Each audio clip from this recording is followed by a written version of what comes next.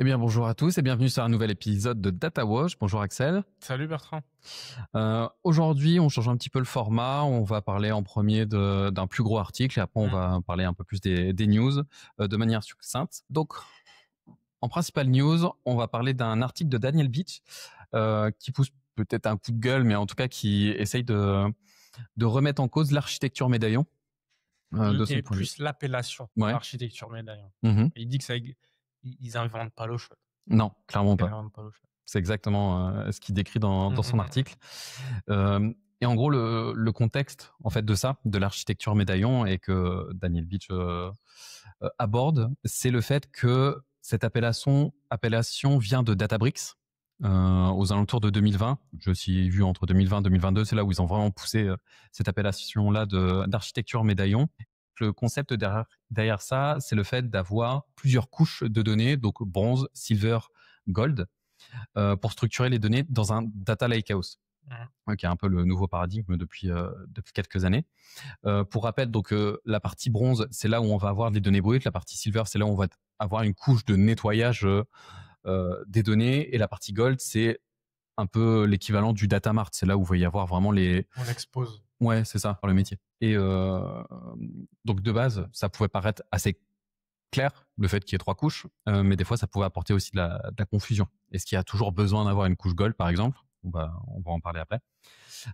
Et ce que Daniel soulève comme problème avec ça, c'est, comme tu le disais, ça ressemble déjà à pas mal de trucs qui existaient déjà. C'est ça. Il parle d'une surcouche marketing et c'est surtout des concepts de commerciaux plus que d'ingénieurs. C'est ça. Ce qui est pas totalement faux. Cette architecture-là, en réalité, elle existe depuis, je pense qu'il dit 50 ans. Je pense qu'il a pas tort. Il a perdu son nom, Ralph Kimball, qui a fait un livre très connu, une bible de la modélisation d'un système d'information, qui s'appelle le Data Warehouse Toolkit, il me semble.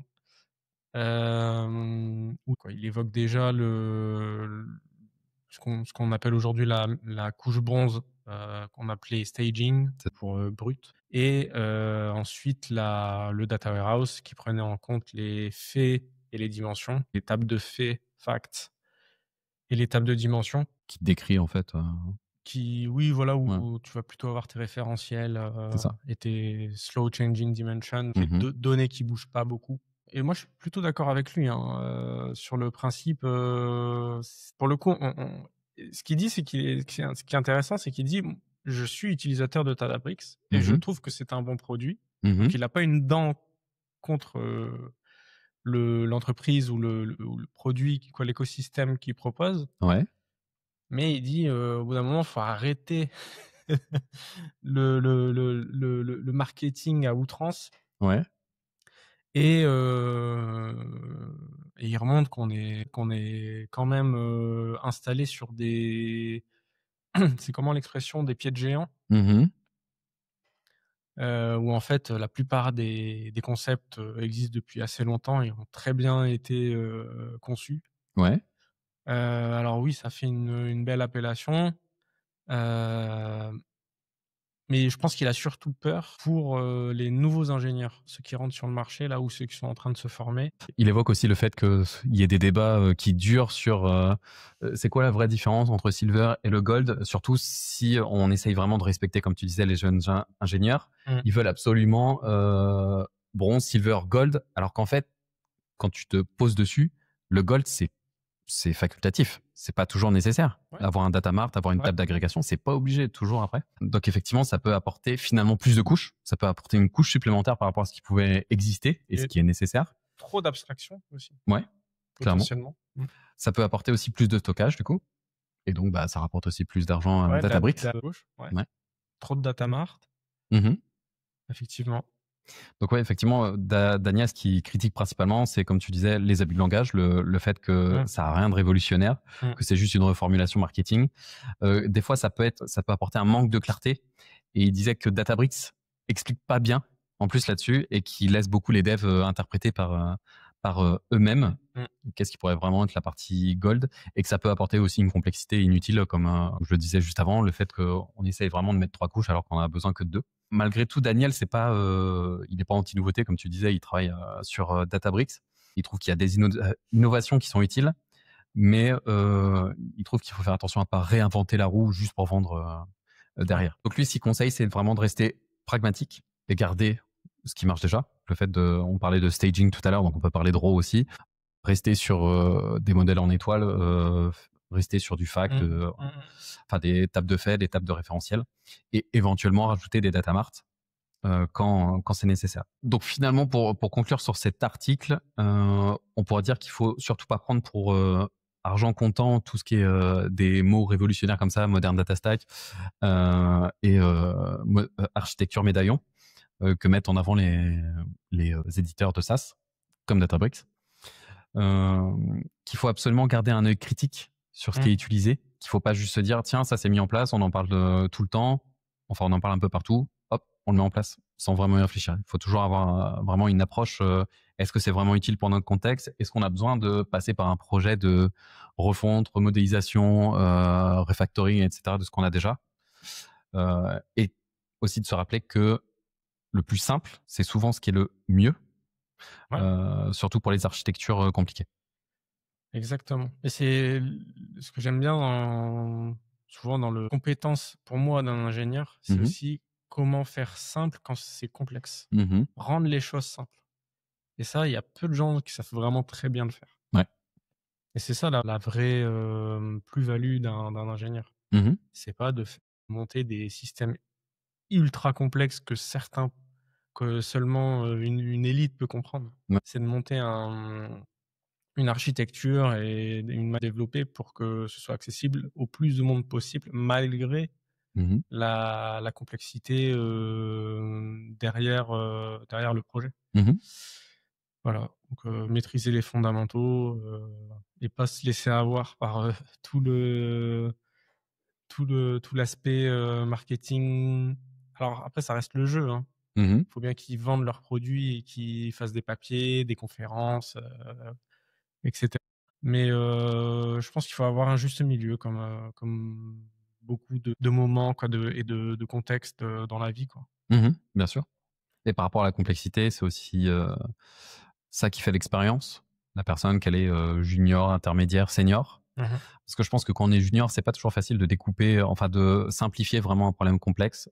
Déjà de découper le problème. De poser les bonnes questions. Ouais, clairement pas. Mais au fur et à mesure qu'on gagne en expérience, pour moi, on acquiert ça. Et c'est ce qui va vraiment différencier le senior du junior. C'est celui qui va réussir effectivement à faire d'un problème complexe un problème simple, à découper en fait ce problème. Ouais. Et ça, c'est vrai que c'est pas évident au début. Exactement. Maintenant, on va passer sur les news. Donc, il y a une news sur Fivetran qui rachète Tobico Data. Qu'est-ce que j'aimerais bien avoir ton avis à chaud sur cette news. C'est parce que c'est moi qui te l'ai proposé pour ce podcast, cet épisode. Deux choses, je dirais dessus. Première chose, Fivetran, c'est pour compléter un peu son écosystème, parce que c'est vrai qu'il était surtout présent sur la partie extract, même s'il faisait un peu plus, mais on va dire sur la partie extract. Ouais. C'est son cœur de métier, c'est le chargement d'une base à une autre. Exactement. Et donc, avec SQL Mesh, donc, qui appartient à Tobico, et SQL Glot, mais ça, c'est une partie. Je crois que le SQL Glot, c'est quoi? C'est pour comprendre le SQL? Ouais, c'est un parseur. Ouais, c'est ça. Je l'ai jamais utilisé, hein, mais de mémoire, c'est un produit qui est ultra utile quand dans un gros projet, tu as 7, 8 bases de données différentes. Et pour avoir une version, un langage SQL compatible entre tous les différents produits sur lesquels tu peux avoir des différences. Ok. Et mon autre avis, c'est que c'est dommage parce que SQL Mesh, c'était à disposition assez facilement, on pouvait l'utiliser assez facilement. J'ai peur qu'avec ce rachat-là, ça bloque l'avenir en fait. Ouais. Avec SQL Mesh. Ouais. Alors moi, j'ai j'ai testé les deux produits phares. Il est quand même beaucoup moins connu que DBT. Ouais. Mais je dirais que c'est le numéro 2 en termes de framework de transformation de données. J'ai bien aimé le produit. Bon, il est encore en retard sur DBT. Sur DBT, OK. ouais, alors pour moi, il est très bien pensé, mais il est encore en retard sur, Mmh. notamment la doc et l'écosystème, quoi, le nombre de features, qu'ils proposent. Là où je leur en veux un peu avec cette décision de vendre leur société à Fivestrand, Mmh. c'est qu'ils avaient une communication assez agressive, Mmh. contre DBT Ouais. et notamment leur, changement de politique, sur les licences. Donc ils ont une vision, assez quoi, en tout cas les co-CEO qui sont 2 frères, une vision assez, AV, j'ai l'impression, une vision assez, stricte sur l'open source, et puis taper pas mal sur leurs concurrents DBT. Mmh. Là, j'ai l'impression que ça se fait un peu du jour au lendemain, Mmh. parce qu'on n'avait aucune rumeur de cette société qui levait des fonds, hein. Ouais. Donc ils étaient nourris par les venture capital, qui leur avançaient les fonds. Sur LinkedIn, je voyais juste, la nouvelle, c'est qu'on a été racheté par Fivestrand, sans commenter plus que ça. OK. Donc j'ai l'impression que, bon, ils ont un peu cédé à l'argent. Mmh. Je peux pas leur en vouloir, mais ça vient un peu à contre-courant de ce qu'ils communiquaient. Voilà, c'est pour ça que je suis un peu mitigé sur cette news.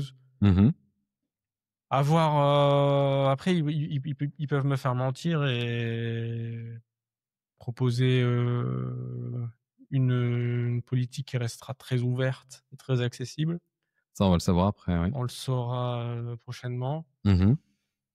Ouais, à voir par la suite. Effectivement. Deuxième news, c'est la sortie, par Google Cloud de son SDK, avec Rust. Ouais. Donc, finalement, bonne nouvelle. Bonne nouvelle, pour moi qui fait sens. Donc là, ils disaient qu'ils avaient une liste de 140, services, Ouais. du SDK, dispo avec, Rust. C'est quasiment la totalité, hein, Mmh. je pense. Ouais, je sais pas combien il y a sur la partie Python. Mais je dirais pas beaucoup plus, hein. 140, c'est déjà beaucoup. Mmh. Ouais, globalement, tout ce qui est Vertex AI, Cloud Storage, Ouais, et tous ça, les tout est pris en produits, charge. principaux, sont couverts. Mmh. On n'est pas en première ligne parce qu'on utilise assez peu Rust, dans la data. En revanche, je pense que ça peut être, on va être touché indirectement. C'est-à-dire Mmh. qu'il y a beaucoup de projets qui se développent en Rust et ça va faciliter la pénétration du langage Rust dans les projets qui utilisent Google Cloud Ouais. et donc, in fine, la consommation de données qui proviennent de produits développés en Rust. Mmh. Voilà, ça pour nous, ça va pas changer énormément de choses dans notre quotidien. Ouais. Par contre, ça va l'écosystème s'agrandit, donc on va pouvoir potentiellement consommer plus de données. Ouais. Ouais, clairement. Et pour rappel, ceux qui connaissent pas encore Rust, qu'on n'aurait pas Ouais. entendu parler, c'est un langage de programmation, Mmh mh. comme Python, comme C. On va dire qu'il se rapproche peut-être un peu plus de C quand même, mais Ah oui, complètement, ouais. et il se veut justement un concurrent en termes de vitesse du langage C, mais Ouais. avec une particularité, c'est qu'il y a plus de sécurité en termes de gestion de la mémoire. Et il y a pas mal de systèmes modernes qui commencent à l'utiliser, comme le Linux. Je crois que c'est son noyau où ils intègrent certaines parties en Rust au lieu de faire du C. Je sais pas. Je sais pas si c'est ou des services annexes qui commencent, à développer en Rust. À Je croyais que voir. c'était le noyau. Le noyau Je directement? croyais qu'ils commençaient à OK, intégrer. Faudrait vérifier. Ouais. OK. Donc effectivement, ceux qui étaient déjà assez fans de Rust, ça évite de faire un peu les bricolages de leur côté, parce qu'avant il y avait en langage Rust des possibilités d'utiliser le SDK, mais c'était vraiment de manière non officielle. Ouais. Là, ça devient plus officiel, donc ça veut dire qu'on Ou ce qu'ils peut faire de la faisaient prod. pour les projets, dont le langage principal était Rust, Mmh. c'est qu'ils devaient coder en Java ou en Python ou Scala, Ouais. tout le glue code pour Mmh. faire, communiquer les différents services Google. Ouais. Donc ils devaient avoir au moins 2 langages, maîtriser 2 langages, sur leur projet. Ouais. Là ils pourraient tout développer en Rust. Donc à voir pour ceux qui utilisent Rust.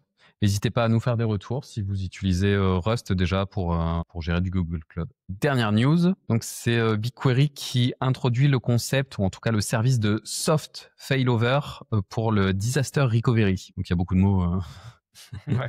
On va pas tout traduire en français comme les tabernacles. Pour expliquer le disaster recovery, c'est qu'est-ce qu'on met en place lors d'un sinistre dans les data centers, par exemple. Dans les data centers, ça peut être des problèmes de réseau, mais bref, on va donner l'exemple du data center dans une région pour BigQuery. Pour ceux qui utilisent BigQuery, vous savez qu'on peut héberger ces données dans différentes régions. On peut aussi choisir le multi-région, par exemple EU, mais sachant que le multi-région EU, il y a que 2 régions en fait dedans. C'est pas sur toute l'Europe. La Belgique. T'as la Belgique et les Pays-Bas, t'as le West 1 et le West 4, sachant que ce qui est priorisé, c'est le West 1, donc c'est la Belgique, ou les Pays-Bas, j'hésite. Bon, il y en a un des deux qui est priorisé. Ah oui, par défaut. Ouais, par défaut.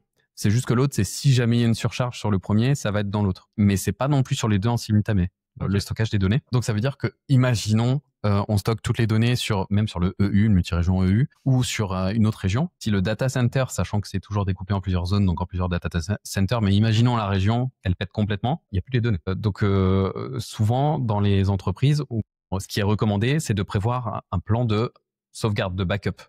C'est-à-dire, on copie ou on synchronise les données dans une autre région. Ouais. Et donc, le disaster recovery, c'est le plan pour mettre en place ça. Et avant, ce que BigQuery proposait, c'était le hard failover. Ça veut dire que donc si on avait mis en place ce backup, ce backup dans une autre région, on pouvait enclencher une bascule des services vers cette autre région-là. Parce que peut-être qu'il y a des services qui sont branchés directement sur BigQuery.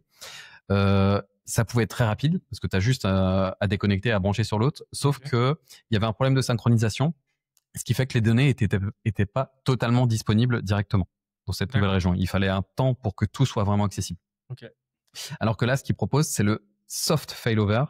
Ça veut dire que la bascule vraiment des services ne s'effectue sur l'autre région qu'à partir du moment où toutes les données sont OK dans la nouvelle région. Donc, en fait, tu as différentes stratégies. Est-ce que tu veux avoir rapidement le service opérationnel, mais avec des données qui manquent? Mais pas exhaustif. C'est ça. Ou le contraire. Est-ce que tu veux des données exhaustives, mais par contre, tu acceptes qu'il y a un certain temps de bascule.